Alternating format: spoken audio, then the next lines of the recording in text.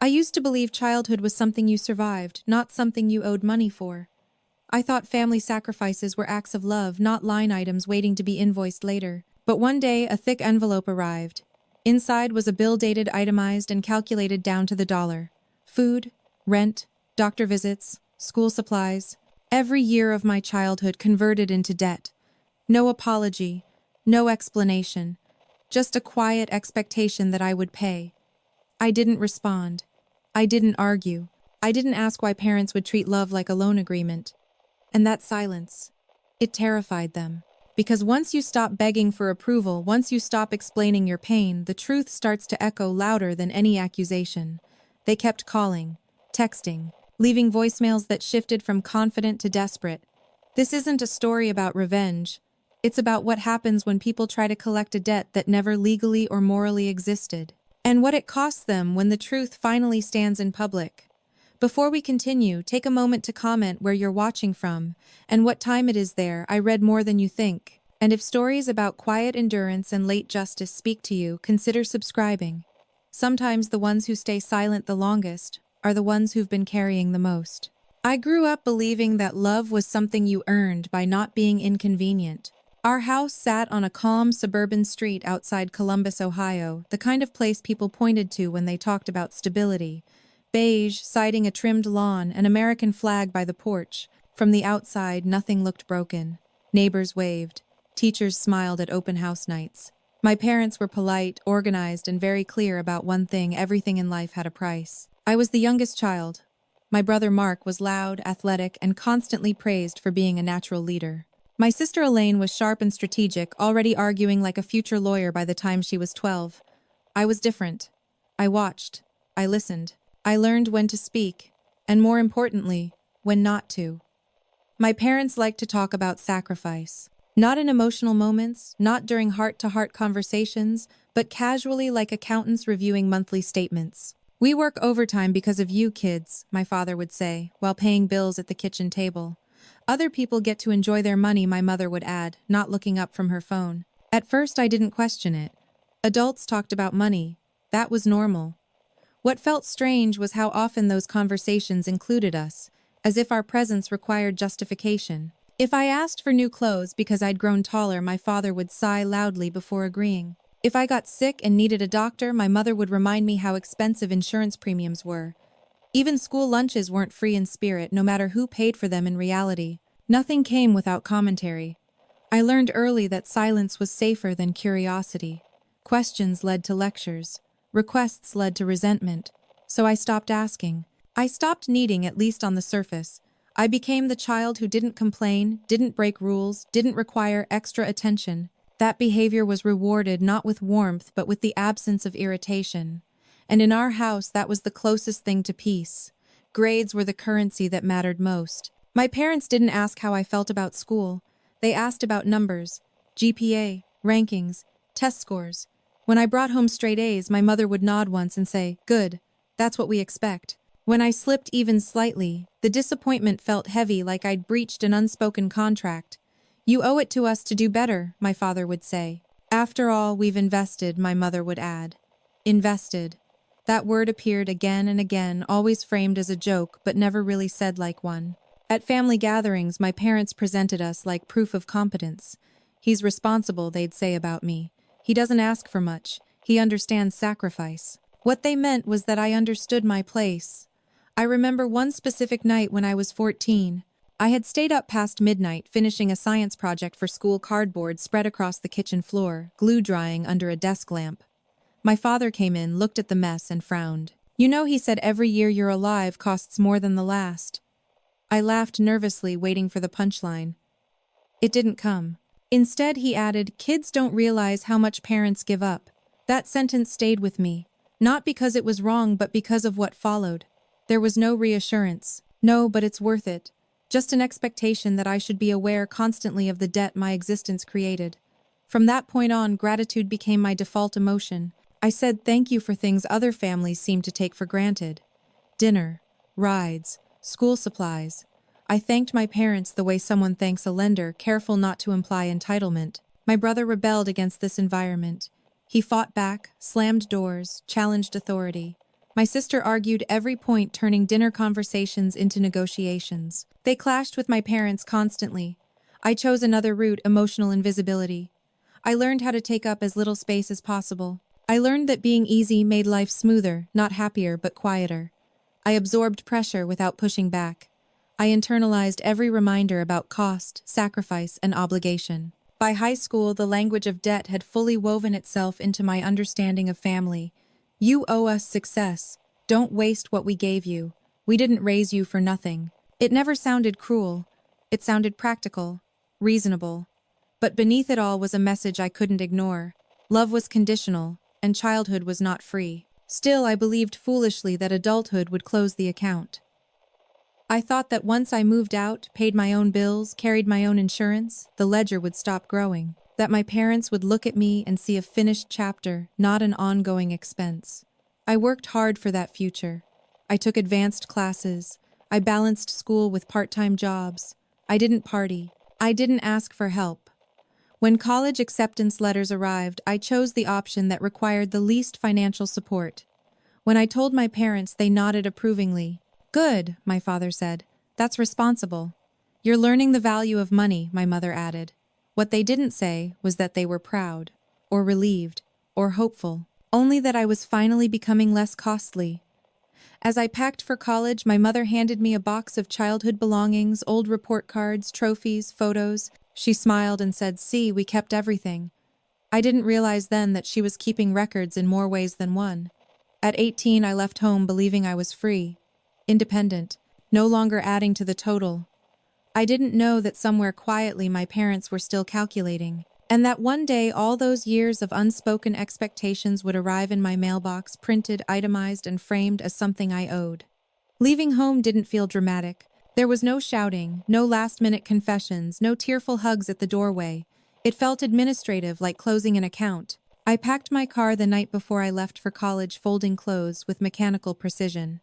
My parents stood in the hallway watching, offering advice that sounded more like reminders. "Don't call unless it's important," my father said. "Track your spending," my mother added. "We won't be able to help much." I nodded. I had already planned for that. I'd chosen a public university 3 hours away because it offered a partial academic scholarship. I'd accepted a campus job before I even moved in. I knew the numbers, tuition, housing, books. I knew exactly how much I could afford to eat per week. Preparation had become my survival skill. The morning I left, my mother handed me an envelope with my birth certificate and social security card. She didn't hug me. She smiled the way someone smiles when a responsibility transfers. "You're on your own now," she said. "That's how adults grow." I believed her. College was harder than I expected, but not because of the workload. The classes were manageable. What drained me was the constant calculation running in the background of my mind. Every choice carried weight. Every purchase required justification. I worked 25 hours a week at the campus library shelving books until my arms ached. On weekends, I picked up extra shifts at a diner off campus, pouring coffee for people who talked about vacations I'd never taken. I didn't tell my parents when I was exhausted. I didn't tell them when I skipped meals to save money. I didn't tell them when my laptop broke and I typed essays on a library computer until midnight. Asking for help still felt dangerous. When I did call home briefly, carefully, my parents asked the same questions. "How are your grades? Are you working? Are you staying out of trouble?" They didn't ask if I was lonely, or overwhelmed, or scared. And I didn't volunteer the information. I had learned that vulnerability came with a cost. During my sophomore year, my brother dropped out of college. He moved back home after a series of arguments with my parents. Suddenly, their attention shifted back to him. "Do you know how much this is setting us back?" my mother complained during one of our calls. "We already paid so much for him," my father said. I listened quietly, absorbing the familiar language. Expense, waste, disappointment. I kept my head down and worked harder. By junior year, my GPA sat at 3.8. I'd secured an internship for the summer, unpaid but promising. I rented a room off campus with 3 other students to save money. My life shrank into essentials: work, school, sleep. Independence didn't feel freeing. It felt like walking a tightrope without a safety net. Still, I believed I was doing the right thing. Each paycheck, each semester completed without asking for money, felt like proof that I was closing the invisible ledger my parents had kept for years. When I graduated, my parents attended the ceremony. They clapped politely when my name was called. Afterward, my father shook my hand. "Good job," he said. "Now the real world starts." There was no mention of pride, no acknowledgement of the sacrifices I'd made, only the implication that this was what I owed them all along. I moved to Chicago for my first job, an entry-level analyst position with a modest salary. The city was expensive, loud, and indifferent. I loved it anyway. For the first time, my life belonged entirely to me. I paid my rent. I paid my taxes. I paid my student loans. I carried my own health insurance. Every month I tracked my expenses meticulously, the habit etched into me from childhood. Occasionally my parents called. The conversations were brief and transactional. "How much are you making now? Are you saving? Don't get comfortable." Nothing is guaranteed. They never offered help. They never asked if I needed anything. In a strange way, I was grateful. Their distance reinforced my belief that I was finally free of obligation. Then slowly something changed.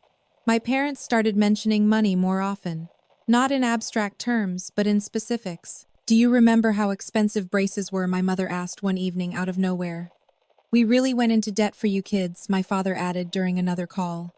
I assumed they were venting. Parents complained. That was normal. I listened politely and changed the subject. A few months later, my mother sent me an email titled, "Family Expenses." Inside was a casual list college savings they'd intended to build medical costs from my childhood extracurricular activities. At the bottom she wrote, "Just putting this out there so you understand everything we did." I felt a familiar tightening in my chest, the old ledger resurfacing. I didn't respond. That silence didn't stop them. It encouraged them. The calls became more frequent. The tone shifted from reflective to pointed. "You're doing well now," my father said. "It's only fair to acknowledge what we contributed." "Families help each other," my mother added. "That's how it works." I still didn't argue. Arguing had never helped. I told myself it was just talk, that they wanted recognition, not repayment. Then one afternoon, after a long day at work, I checked my mailbox and found a thick envelope waiting for me. No return address. Just my name printed neatly. I carried it upstairs without opening it. I knew somehow that whatever was inside would change things. I sat at my kitchen table, the same place where I paid my bills every month.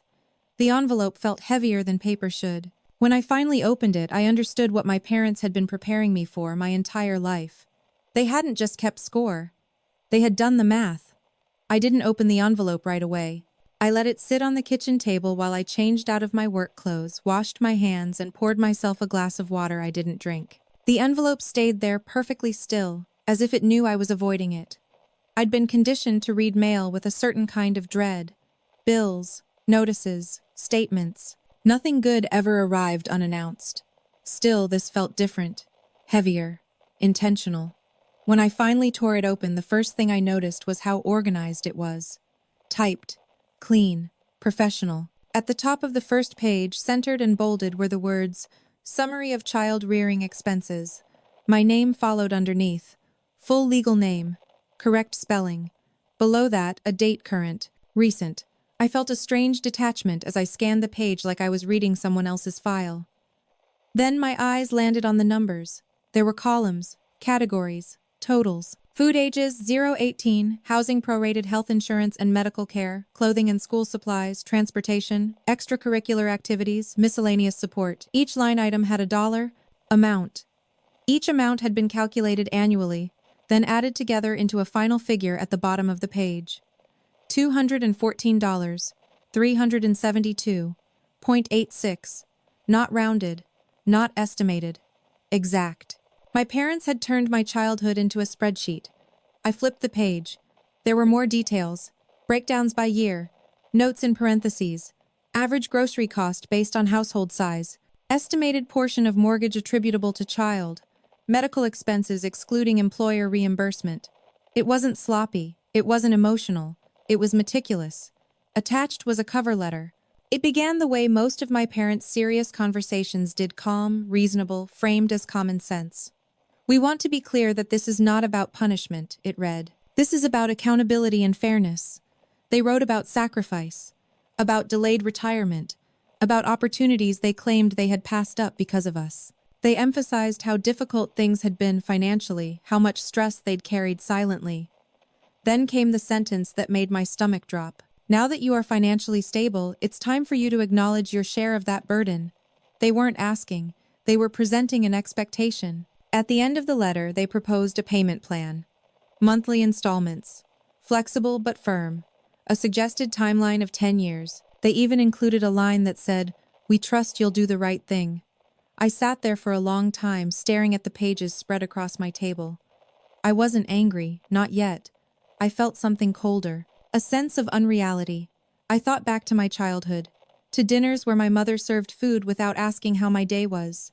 To nights when my father reminded us how lucky we were to have a roof. To every moment I'd felt like an expense trying to justify itself. This hadn't come out of nowhere. They had been preparing me for this my entire life. My phone buzzed. A text from my mother. "Did you get the envelope?" No greeting. No preamble. I didn't respond. Minutes later, another message arrived. "We just want to talk. Don't ignore this." I folded the papers back into the envelope and placed it in a drawer. Not because I wanted to forget it, but because I needed distance. Space to breathe. Space to think. That night, I barely slept. My mind replayed conversations from years ago, now recontextualized. Every mention of sacrifice. Every reminder of cost. Every comment about investment and return. They hadn't been venting. They'd been documenting. The next morning, I went to work as usual. I sat in meetings. I answered emails. I pretended my life hadn't been quietly redefined overnight. But the call started before noon. My father left a voicemail. His voice was controlled, almost gentle. "We just want to make sure you understand where we're coming from," he said. "This isn't personal. It's practical." Practical. By lunchtime, my mother had called 3 times. The messages grew sharper. "We raised you to be responsible. Don't act like this is a surprise. We're family. Families settle things privately." That last line made me pause. Privately. They didn't want an argument. They wanted compliance. I still didn't call back. After work, I stopped by a print shop and made copies of the documents.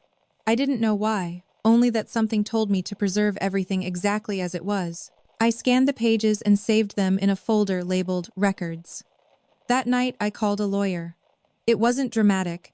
I didn't storm into an office or threaten action. I searched online for a family law attorney, read reviews, and scheduled a consultation for the following week. When I hung up, my phone buzzed again. This time, it was my brother. "Mom says you're being difficult," he texted. "She's really upset." I stared at the message, feeling the familiar pressure to smooth things over, to absorb discomfort so others didn't have to feel it. Instead, I replied with one sentence. "I need time." The response came quickly. "Time for what? You know they paid for everything." That word again. Everything. I turned my phone face down and sat in the quiet of my apartment. For the first time, I let myself consider a possibility I'd never allowed before. What if this wasn't normal? What if parents weren't entitled to repayment for raising their children? What if love wasn't a loan? The thought felt dangerous, liberating, terrifying. The next few days passed in a blur of missed calls and unanswered emails. My parents alternated between concern and accusation.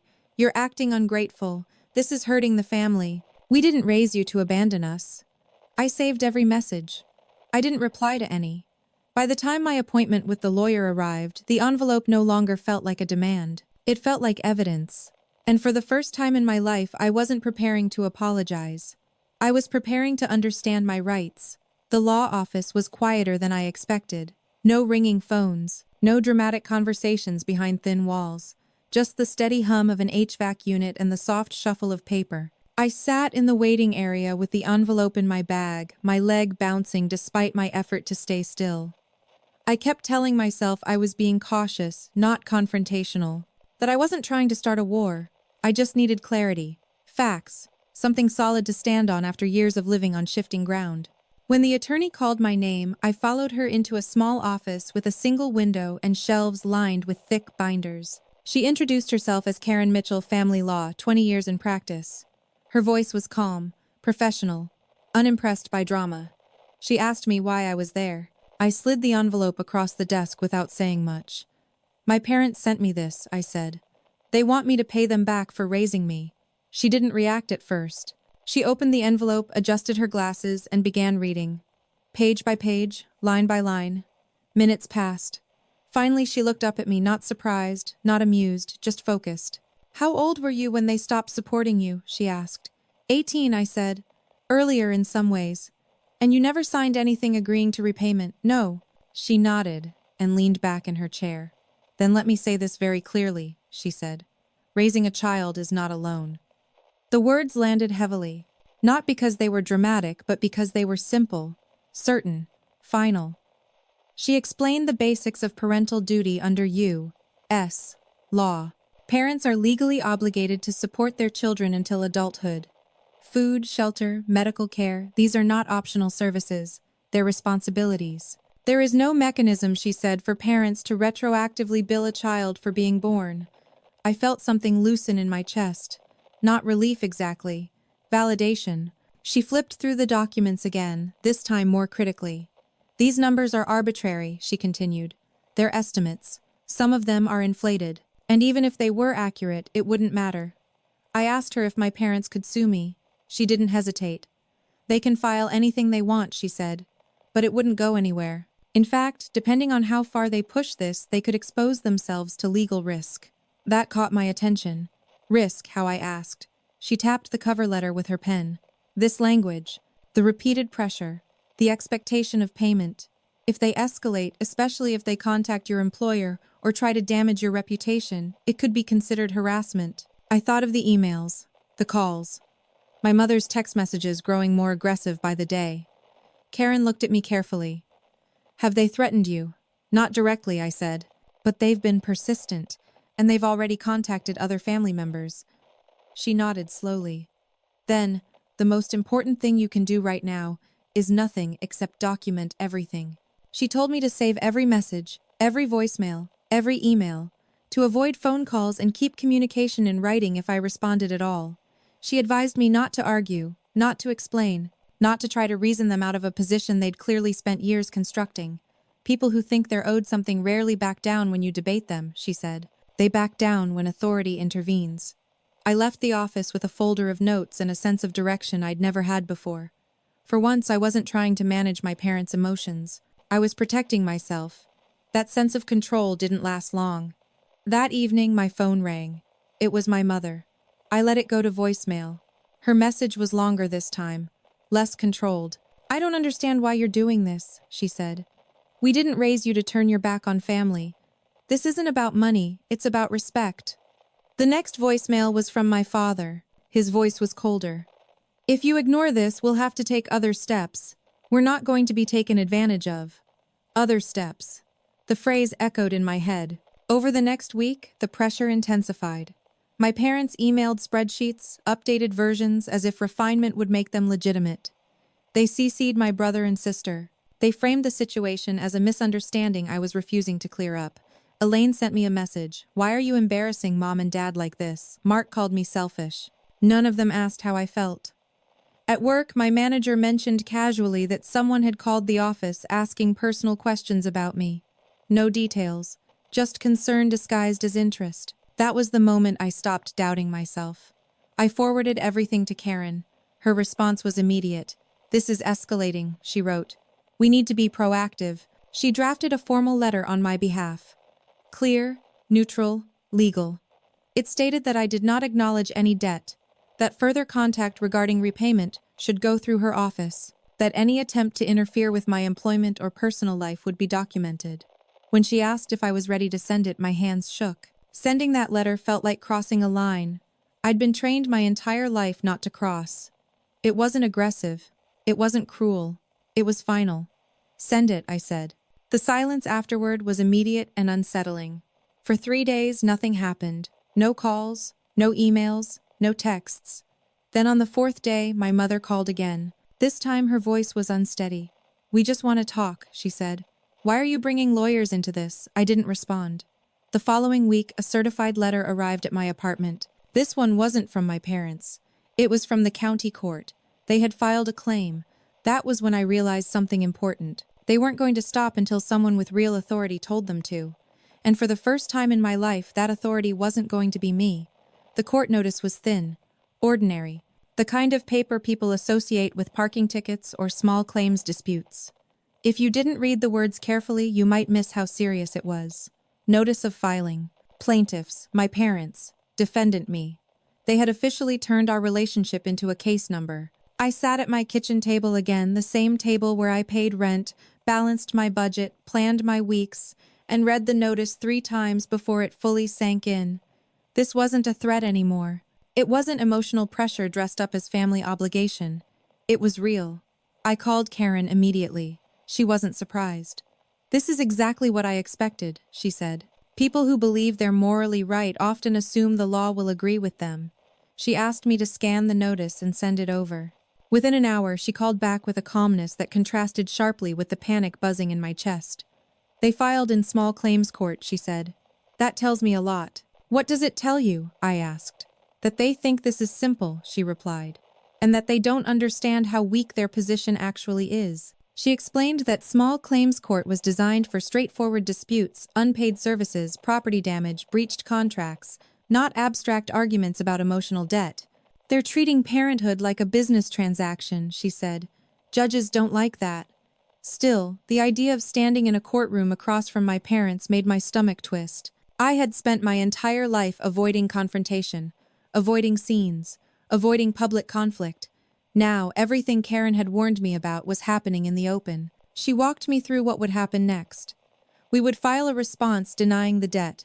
We would attach evidence emails, spreadsheets, the original letter. We would request that all communication go through counsel. "And you," she added, "will say very little." That part I could do. In the weeks leading up to the hearing, my parents changed tactics. The anger softened into performance. My mother began leaving voicemails that sounded wounded rather than demanding. "I don't know how it got this far," she said. "We just wanted acknowledgement, not a lawsuit." My father's messages were quieter, clipped. "This could all go away if you'd just be reasonable." Reasonable. The word they always used when asking me to surrender. Relatives began reaching out. Aunts, uncles, people who hadn't called me in years suddenly had opinions. "You only get one set of parents." They did the best they could. Why make this public? None of them asked why my parents had turned my childhood into an invoice. I stopped responding altogether. Instead, I focused on preparation. Karen asked me to write a timeline of events: when I left home, when support ended, when the first email arrived, when the envelope showed up. Dates, facts, no emotion. Writing it felt strange. Seeing my life reduced to bullet points and timestamps stripped the story of its weight, but it also revealed something important. A pattern. This wasn't a misunderstanding. It was a progression. My parents had always believed I owed them. The lawsuit was simply the first time they'd tried to collect. As the hearing date approached, Karen warned me about one thing. "They're going to try to make this about feelings," she said. "Sacrifice, hardship, gratitude. Let them." She explained that judges weren't there to evaluate parenting styles or emotional narratives. They were there to apply the law. "The more dramatic they get," she said, "the weaker their case becomes." On the morning of the hearing, I took a day off work. I wore a plain suit, no tie, nothing that looked confrontational. I arrived early and sat on a hard wooden bench outside the courtroom. When my parents arrived, I barely recognized them. My mother looked tired but determined. My father avoided eye contact. They sat across from me, whispering to each other, occasionally glancing in my direction as if expecting me to break the silence. I didn't. Karen arrived a few minutes later and greeted me with a nod. She didn't acknowledge my parents at all. That small gesture meant more than I expected. Inside the courtroom, everything felt exposed. The room was public. Strangers sat behind us, waiting for their own cases to be called. There was no privacy, no family bubble to hide behind. When the judge entered, everyone stood. He was older, deliberate, clearly uninterested in theatrics. He called our case. My parents spoke first.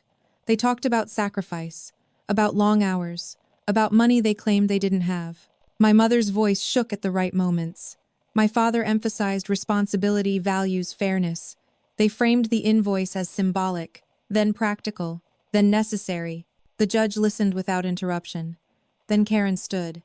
She didn't raise her voice. She didn't attack their character. She didn't even mention emotions. She talked about parental obligation, about the absence of any contract, about established precedent, about the legal impossibility of billing a child for basic care. She handed the judge copies of the documents my parents had sent me. "These," she said calmly, "are not invoices. They are retrospective estimates. They have no legal standing." The judge reviewed the papers quietly. Then he asked my parents a single question. "At any point," he said, "did your child agree to repay you for being raised?" My mother opened her mouth, closed it, looked at my father. "No," my father admitted. But the judge raised his hand. "That's all I needed," he said. The ruling came quickly. The claim was dismissed. Not delayed, not negotiated, dismissed. The judge added a warning, measured but firm. "Parents are expected to support their children," he said.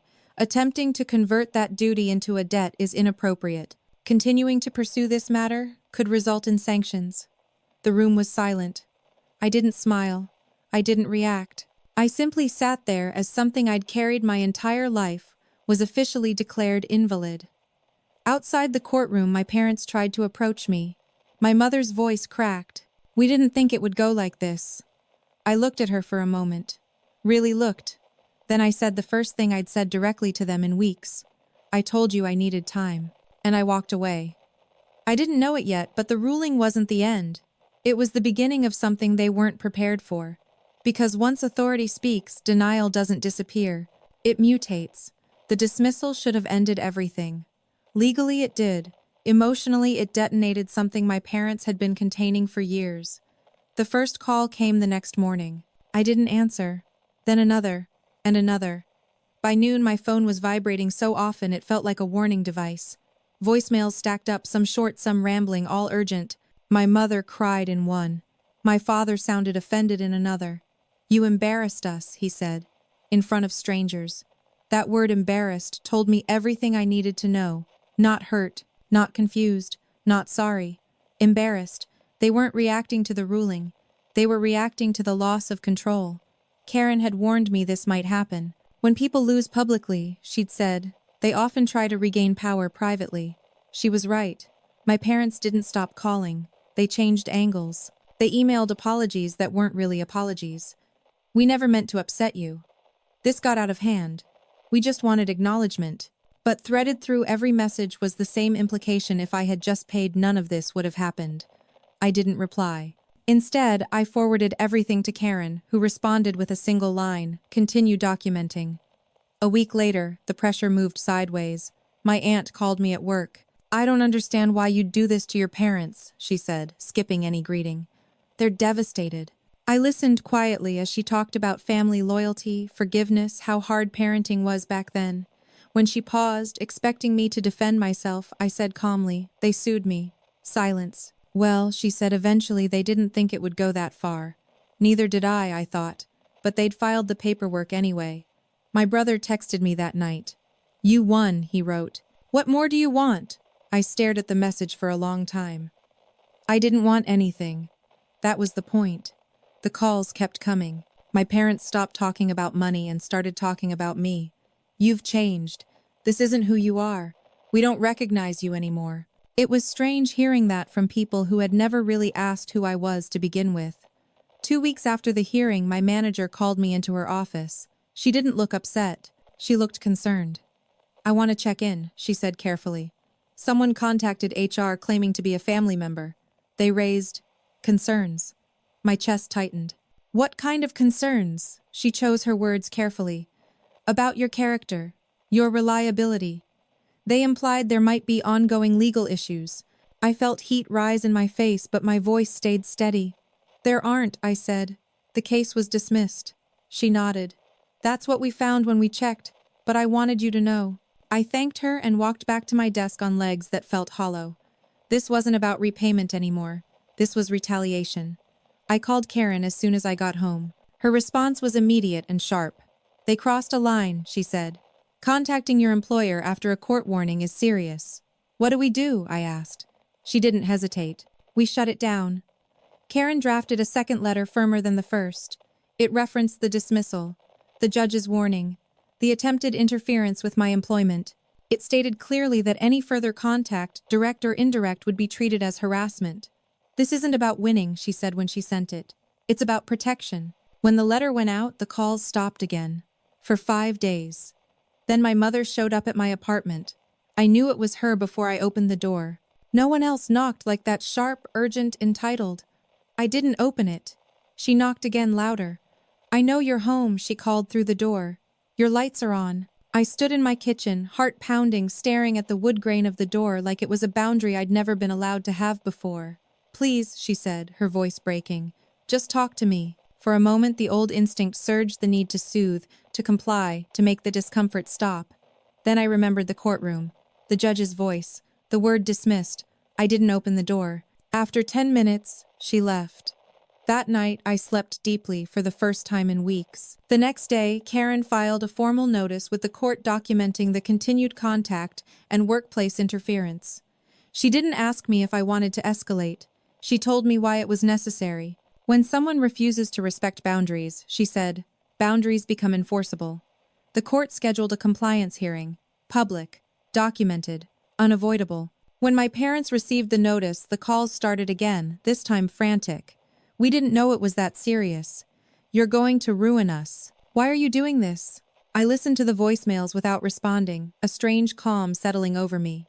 For the first time, the narrative wasn't theirs to control. At the compliance hearing, my parents sat rigidly at their table. No speeches this time. No moral framing. Just facts. Karen presented the timeline: calls, emails, messages, workplace contact, unannounced visit. She played voicemails. She submitted screenshots.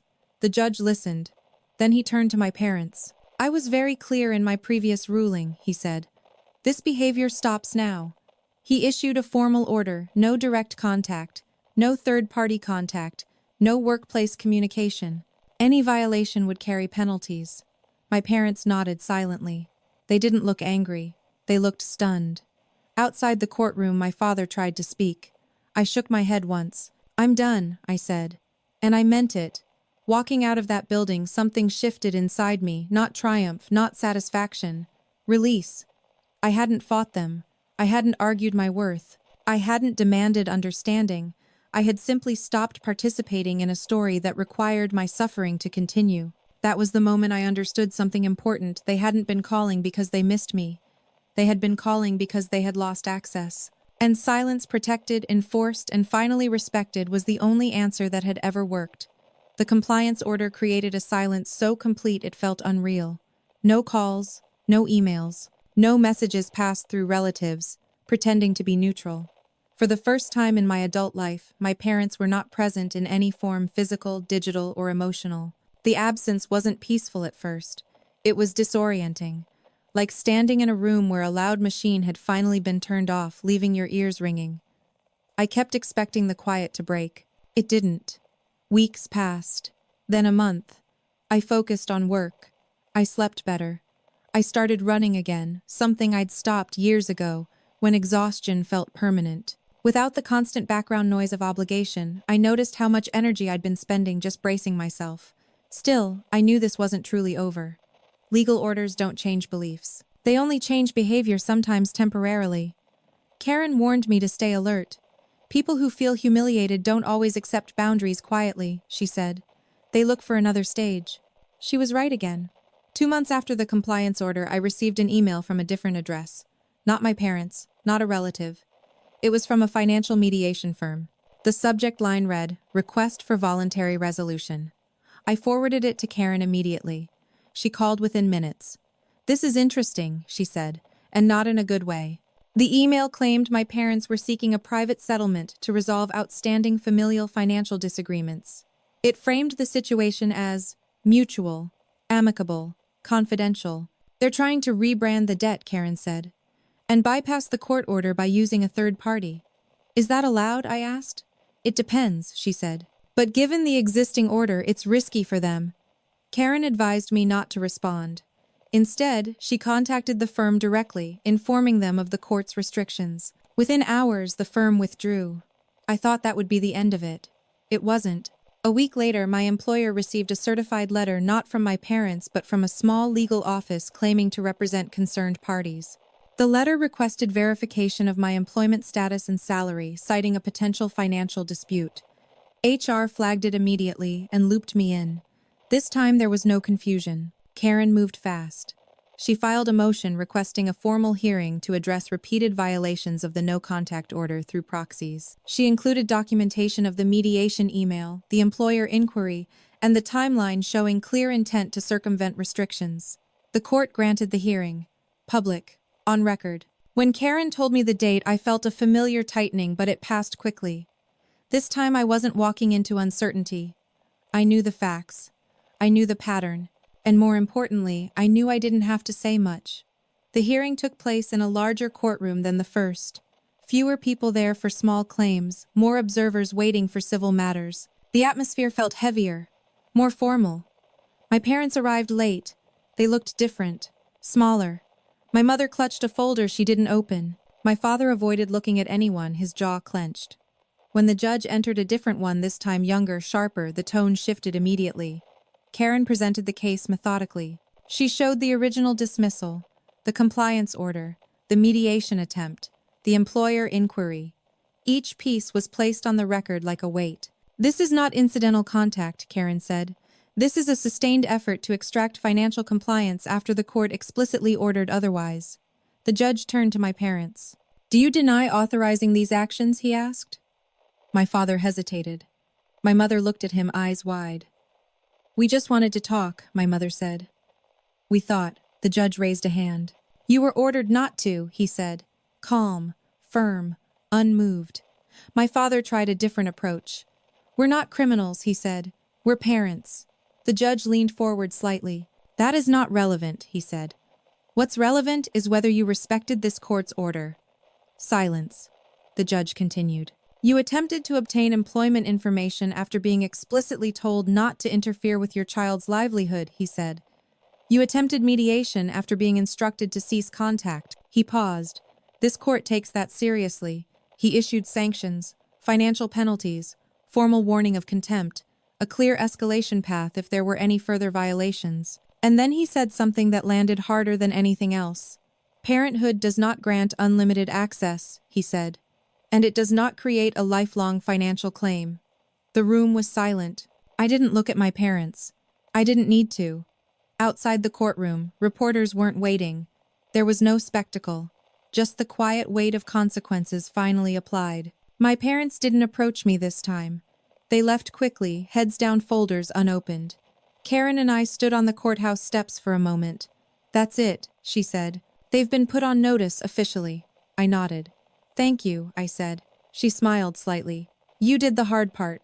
You didn't engage." That night, I sat alone in my apartment thinking about how public everything had become. Not because I wanted it that way, but because my parents had forced it into the open. They had believed exposure would pressure me. Instead, it had protected me. The next weeks were quiet again. Deeper this time. Heavier. Final. No more attempts. No more proxies. No more clever rewording. The silence wasn't fragile anymore. It was enforced. I didn't feel victorious. I felt something better. Unburdened. For the first time, my life wasn't being measured against a debt I never agreed to carry. The law had spoken. Authority had intervened. The story had been taken out of their hands. And in that space where fear used to live, I felt something unfamiliar but solid take its place. Freedom. The weeks after the sanctions felt strangely quiet, not the fragile silence that waits to be broken, but a dense, settled quiet like snow after a storm. Nothing moved unless I moved it. I expected relief to arrive all at once. It didn't. What arrived instead was space. And space, I learned, can be unsettling when you've spent your whole life bracing for impact. I woke up without checking my phone. I went to work without rehearsing explanations in my head. I stopped scanning every email for hidden threats. The nervous system takes time to unlearn patterns, even after the danger has passed. Then the letter arrived. It wasn't from a court. It wasn't from a lawyer. It wasn't certified. It was handwritten. My mother's handwriting was unmistakable, tight loops, careful spacing, the same penmanship she'd used to label my school supplies when I was a child. Seeing it on the envelope made my stomach tighten in a way that legal notices never had. I didn't open it right away. The compliance order still stood. She wasn't supposed to contact me. But a handwritten letter wasn't a call. It wasn't an email. It occupied a gray area my parents had always loved. I waited 2 days before opening it. Inside was a single page. No calculations. No accusations. No demands. She wrote about memories, about teaching me to tie my shoes, about school mornings, about nights she stayed up worried when I was sick. She wrote about how hard it had been, how lonely parenthood felt, how unappreciated. And then near the end she wrote, "I don't understand how we became the villains in your story." I read that sentence 3 times. It wasn't an apology. It wasn't accountability. It was confusion, real or performed, I couldn't tell. What struck me most wasn't what she said. It was what she didn't. No mention of the lawsuit, no mention of the invoice, no acknowledgement of the harm, just emotion, just history, just a request unspoken but heavy for me to restore the image she preferred. I folded the letter and placed it back in the envelope. Then I did something I'd never done before. I didn't respond.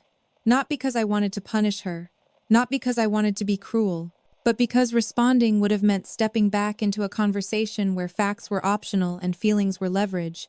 I had learned that lesson the hard way. A week later, Karen emailed me. "Just checking in," she wrote. "No further filings, no new violations." I thanked her and closed my laptop, feeling something settle inside me. The story had reached its turning point, not the loud kind, the quiet, irreversible kind. That weekend, I visited the neighborhood where I'd grown up, not to see my parents, just to drive past, to prove to myself that memory didn't own me. The house looked smaller, the lawn wasn't as neat. A new car sat in the driveway. Life had moved on without waiting for resolution. I parked down the street and sat there, hands on the steering wheel, remembering the version of myself who had lived behind those walls. The kid who learned not to ask. The teenager who thanked people for basic care. The adult who believed love came with an invoice. I realized something then that no courtroom had given me. My parents hadn't just tried to collect money. They had tried to collect validation. The invoice wasn't about repayment. It was about rewriting history, turning every quiet endurance into proof that their way had been right all along. And when that narrative collapsed under legal scrutiny, they panicked. Because without it, they were left with questions they didn't want to answer. A month later, my brother called. I almost didn't pick up, but curiosity won. "They're not doing great," he said, skipping small talk. "Mom barely leaves the house. Dad's furious all the time." I listened without comment. "They don't understand why you won't just talk to them," he added. There it was again. Won't. As if silence were stubbornness instead of survival. "I am talking," I said calmly. "Just not to them." He didn't respond. After the call, I felt the old tug of guilt try to resurface, the reflex to fix what wasn't mine to fix. But it didn't stick. Because guilt only works when you believe you've done something wrong. And I didn't. The public nature of the hearings had done something unexpected. It hadn't shamed my parents into accountability. It had stripped away the illusion that they could define reality unchallenged. Friends who knew pieces of the story reached out. "I didn't know parents could do that," one said. "I'm glad you stood your ground," another told me. I didn't correct them, because I hadn't stood my ground. I had stepped off the battlefield entirely. Months passed. Seasons changed. Work stabilized. I received a promotion quietly without celebration. For once, success didn't feel like a rebuttal to anyone else's expectations. It felt like mine. On a clear fall morning, another letter arrived. This one was from the court. A routine notice confirming compliance. No violations. Case closed. I read it once and filed it away. Then I went for a walk. As I moved through the city, past coffee shops, bus stops, people living lives untouched by my history, I felt something I'd never allowed myself before. Pride. Not the loud kind, not the performative kind, the quiet kind that comes from knowing you didn't abandon yourself when it mattered. I didn't fix my parents. I didn't convince them. I didn't earn their understanding. I chose truth over appeasement, law over guilt, silence over surrender. And in doing so, I discovered something they could never bill me for. My life belonged to me. The case was closed, but the aftermath lingered in ways I hadn't expected. Legal resolution has a way of simplifying things on paper while complicating them internally. There were no more letters, no more hearings, no more threats disguised as concern. Yet the habits built over decades didn't disappear overnight. Silence once enforced now had to be lived with. I noticed it in small moments. When my phone buzzed, my body still tensed. When I heard footsteps in the hallway outside my apartment, I glanced toward the door. Trauma doesn't announce itself as trauma, it shows up as reflex. I started therapy a few weeks after the final notice. Not because something was wrong, but because I finally had room to look at what had always been there. My therapist didn't ask me about the lawsuit first. She asked me how I'd learned to measure my worth. That question stopped me. I talked about childhood without embellishment. About being the easy one. The quiet one. The child who didn't cost much, at least not visibly. I talked about how I'd learned to apologize for needs before I even voiced them. She listened, took notes. Then she said something that felt obvious and devastating all at once. You were raised to believe love had to be justified. That sentence echoed through me for days. Outside the therapy room, life continued to stabilize. Work felt lighter. I volunteered for projects without calculating how they might be perceived. I took a weekend trip without informing anyone or asking permission. No one billed me for joy. Occasionally updates filtered in through my siblings. I didn't ask for them, but they arrived anyway. My parents were telling their version of the story. In their version, they were misunderstood. They were hurt. They were pushed into a corner. The invoice, the lawsuit, the harassment, those details faded in favor of a narrative where they had simply asked for recognition and been punished for it. I let them have that story. It didn't belong to me anymore. One evening, months after the final ruling, my sister Elaine reached out. She asked if we could meet. Just the two of us. We sat across from each other at a cafe downtown. Neutral territory. Public enough to keep things contained. She looked tired. Older than I remembered. I didn't think it was that bad, she said after a long pause. The money thing. I thought it was symbolic. I didn't correct her immediately. I waited. They did it to you because you wouldn't fight back, she added quietly. That landed harder than any accusation. She wasn't apologizing. She was confessing. I always argued with them, she continued. They backed off. You didn't, so they kept pushing. I nodded. That doesn't make it okay, she said quickly. I didn't see it. I know, I replied. We sat in silence for a moment, the clatter of cups and conversation filling the space between us. Do you hate them? She asked. I considered the question carefully. No, I said. I just don't let them define me anymore. She nodded slowly, as if trying to understand what that meant in practice. When we parted ways, I felt lighter not because something had been resolved, but because something had been named. Power dynamics don't disappear when exposed, but they lose their invisibility. Around the same time, my brother sent a message. Short, unexpected. I'm sorry, it read. I should have said something. I stared at it for a long time before responding. Thank you, I wrote back. Nothing more. I didn't need him to take sides. I needed him to see.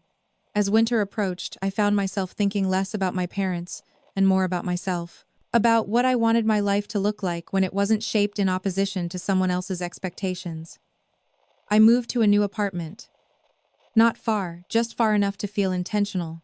I bought furniture I liked, not what was practical or cheap. I framed photos that mattered to me, not ones that proved anything. For the first time, my space reflected my choices, not my obligations. One afternoon, while unpacking, I found the folder labeled Records. The invoices, the letters, the court documents. I considered throwing them away. Instead, I placed them in a storage box and labeled it clearly. Not as a reminder of pain, but as proof of something else.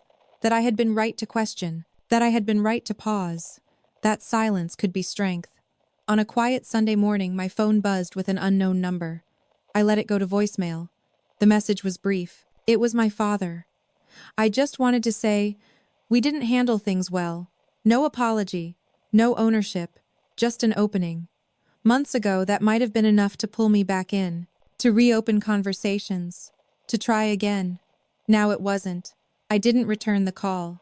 Not because I was angry. Not because I wanted to punish him. But because I finally understood something fundamental. Closure doesn't come from the people who hurt you admitting it. It comes from no longer needing them to. As the year ended, I reflected on what the whole ordeal had taught me. Not about law, though, that had mattered. Not about family loyalty, though, that had been tested.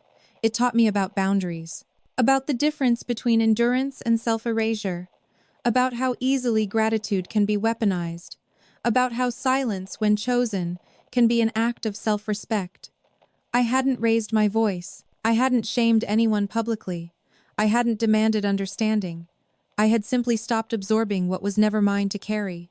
And in doing so, I reclaimed something my parents could never invoice, never calculate, never reclaim. My sense of self.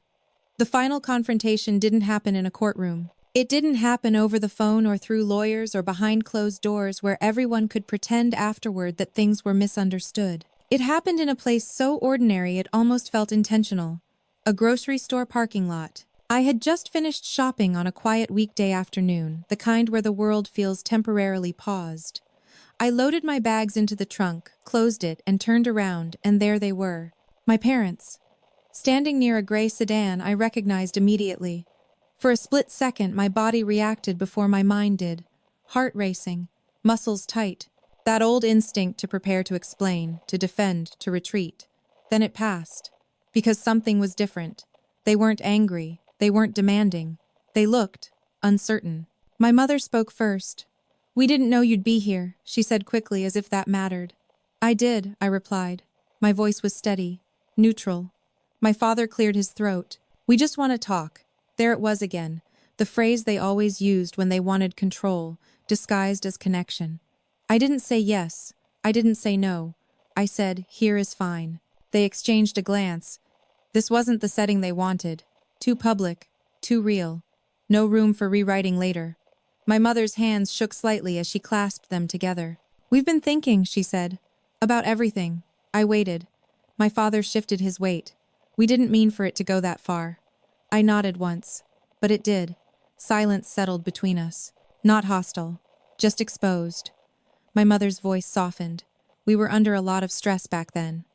I looked at her. Really looked. "You were under stress," I said. "So was I. The difference is you were adults. I was a child." That landed. She opened her mouth, then closed it. My father tried again. "We just wanted acknowledgement. For everything we gave up." I didn't raise my voice.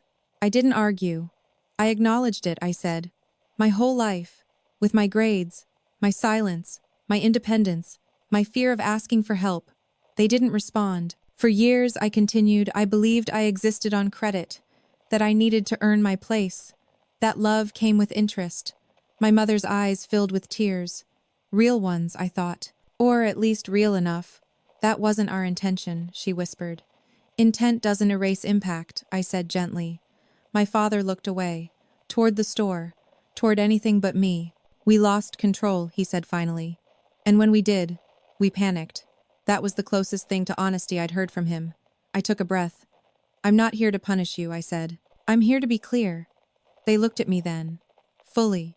Attentive in a way they never had been before. "There is no debt," I said. "Not legally, not morally, not emotionally." My father's jaw tightened. My mother wiped her face. "And there is no relationship," I continued, "unless it's built on respect instead of obligation." I paused, letting the words settle. "That means no guilt, no scorekeeping, no rewriting history to make yourselves comfortable." The silence stretched. Finally, my mother spoke. "What does that mean?" she asked quietly. For us, it was the question they should have asked years ago. "It means," I said, choosing each word carefully, "that if you want any place in my life, it happens on my terms. Slowly, with boundaries, and without expectations." My father let out a breath that sounded like defeat. "And if we can't?" he asked. I met his gaze. "Then this," I said, gesturing to the space between us, "is enough." They stood there for a long moment, absorbing something they couldn't negotiate their way out of. Finally, my mother nodded. "I don't know if we can do that," she said honestly. "I appreciate the honesty," I replied. And I meant it. I picked up my grocery bags and stepped past them. Not rushing, not dramatic. Just done. As I drove away, I felt something settle deep in my chest. Not relief, not triumph. Resolution. Not because they had changed, but because I had. They didn't call after that. They didn't write. They didn't send messages through family or attempt quiet re-entry. For once, they respected the boundary, not out of understanding perhaps, but out of exhaustion. And that was enough. In the weeks that followed, I noticed how little space they occupied in my thoughts. How rarely my mind drifted back to rehearsed conversations that would never happen. When people asked about my family, I answered simply, "We're not close." No justification, no apology. I had learned that some endings don't come with reconciliation. They come with clarity. And clarity, I realized, was far more peaceful than hope that kept reopening wounds. I didn't need my parents to validate my experience anymore. Because I finally had. Life didn't transform overnight after that encounter. There was no cinematic shift, no sudden happiness, no moment where everything felt healed or resolved in the way stories often promise. What changed was quieter. I stopped rehearsing conversations that would never happen.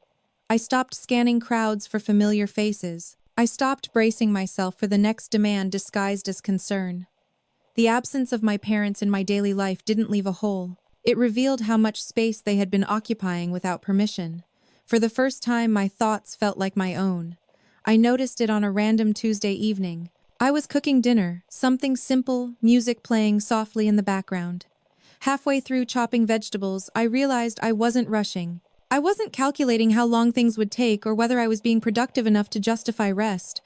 I was just there. That had never been allowed before. I began to recognize how deeply the idea of owing had shaped my decisions. Every achievement had been a defense. Every independence milestone had been a preemptive apology. Without that pressure, my life didn't become grander. It became truer. At work, I stopped over-explaining. I stopped volunteering for tasks out of fear that saying no would make me seem ungrateful. When I received feedback, I didn't hear it as a verdict on my worth. I was promoted again, not because I worked harder, but because I worked clearer. In therapy, we talked less about my parents and more about me, about what I liked, what I wanted, what I believed success meant when it wasn't defined as repayment. It felt uncomfortable at first, like learning to walk without armor. I built routines that were gentle instead of punishing. Morning walks, reading before bed, calling friends without checking the time. And slowly, something shifted inside me. The anger I'd expected never fully arrived. Instead, there was grief. Not for the parents I had, but for the parents I had needed and never had. That grief didn't demand action. It didn't ask to be fixed. It just needed space. I gave it that space. Occasionally, updates still reached me through distant channels. My parents had stopped talking about money altogether. The invoice, the lawsuit, the hearings, those topics vanished from their narrative. In its place, there was silence. I didn't interpret that silence as growth or remorse. I interpreted it as acceptance of limits, and that was enough. One evening, months later, I sat at my desk sorting through old documents. I found the original envelope again, the one that had started everything. The paper was slightly bent now, edges softened by time. I read through it once more. The numbers no longer made my chest tighten. The language no longer felt threatening. It looked exactly like what it was. An attempt to quantify something that was never measurable. I shredded it. Not dramatically, not ceremonially, piece by piece until the pages were unrecognizable. I didn't feel victorious. I felt finished. What surprised me most was how often people reached out after hearing parts of my story. Friends, coworkers, acquaintances. I thought I was the only one, they said. My parents talk like that too. I didn't know you could say no. I never told them what to do. I didn't give advice. I just listened. Because I knew now that the most powerful thing I could offer wasn't instruction. It was proof. Proof that silence can be strength. Proof that truth doesn't require volume. Proof that you can walk away without becoming cruel. My parents taught me many things without intending to. They taught me how obligation can masquerade as love, how sacrifice can be weaponized, how easily gratitude can be turned into leverage. But they also taught me by contrast what I would never do to someone else. I would never make love transactional. I would never keep score of care given. I would never confuse authority with entitlement. And perhaps most importantly, I learned this. Being born is not a debt. No child owes their parents for survival. No adult owes their past for permission to exist freely. Love that demands repayment is not love. It's control. Today my life is quieter than it used to be. Smaller maybe in the ways that don't impress from the outside, but inside it's solid. I stand straighter. I speak less, but with more certainty. I don't flinch when my phone rings. And when I think about my parents now, I don't feel hatred. I feel distance. The kind that protects rather than punishes. If you're listening to this and something in it feels familiar, if you've ever been made to feel like your existence came with a balance sheet, I want you to know this: you are not ungrateful for wanting peace. You are not cruel for choosing boundaries. You are not wrong for refusing to pay a debt that never belonged to you. Sometimes justice doesn't arrive with an apology. Sometimes it arrives quietly when you stop explaining yourself and start living as if your life is already yours. If this story made you reflect on your own experiences, I invite you to share them in the comments. Not to argue, not to compare pain, just to be heard. And if you want to hear more stories about quiet endurance, late justice, and the power of choosing yourself, consider subscribing. Some of us didn't get to stand tall early in life, but we still get to stand tall now. There's a quiet lesson hidden in this story, one that doesn't announce itself loudly, but stays with you long after the noise fades. Not every injustice is loud. Not every wound leaves visible scars.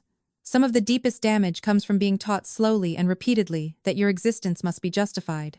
Many of us grow up believing love has conditions. That support is something we have to earn. That saying no makes us selfish. That silence is weakness. And so we carry burdens that were never meant to be ours. Emotional debts, guilt we didn't create, expectations we never agreed to. But here's the truth, most people learn far too late being born is not a contract. Care is not a loan. And love that keeps score is not love, it's control. Real strength doesn't always look like confrontation.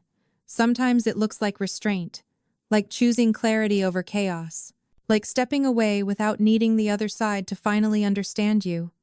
Justice doesn't always come with apologies or reconciliation. Sometimes justice is simply the moment you stop explaining yourself and start living as if your life already belongs to you. If any part of this story resonated with you, if you've ever felt pressured, indebted, or silenced by people who were supposed to protect you, I invite you to share your thoughts in the comments. You don't need perfect words, just honesty. Someone reading may realize they're not alone for the first time.